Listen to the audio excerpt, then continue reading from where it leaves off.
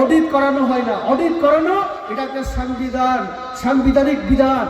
সংবিধানে লেখা আছে ভারতের রাষ্ট্রপতি আমাদের অডিটর জেনারেল এন্ড কন্ট্রোলারকে নিয়োগ করবেন এবং তিনি রাজ্য দেশের সমস্ত ডিপার্টমেন্টের সরকারি টাকার হিসাব তিনি করাবেন।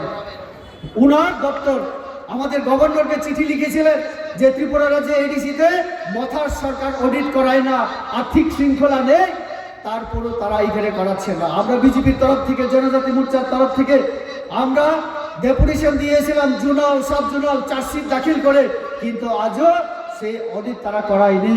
আমি এখানে দাঁড়িয়ে আবার বলতে চাই যে এডিসির মথা প্রদ্যুৎ দেববর্মাকে অডিট করিয়ে ছাড়বো, এটা তাদেরকে চ্যালেঞ্জ দিয়ে আমি বলছি।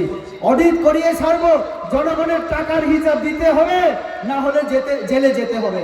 জেলে যাওয়ার জন্য প্রস্তুত থাকো, না হলে অডিট করে রিপোর্ট জমা করো, কারণ এটা সংবিধানে লেখা আছে।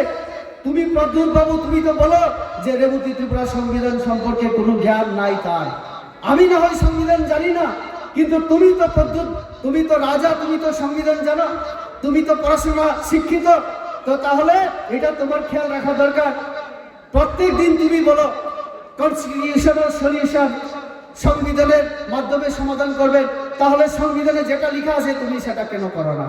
অডিট করাতে হবে, নইলে জেলে যেতে হবে। তিনি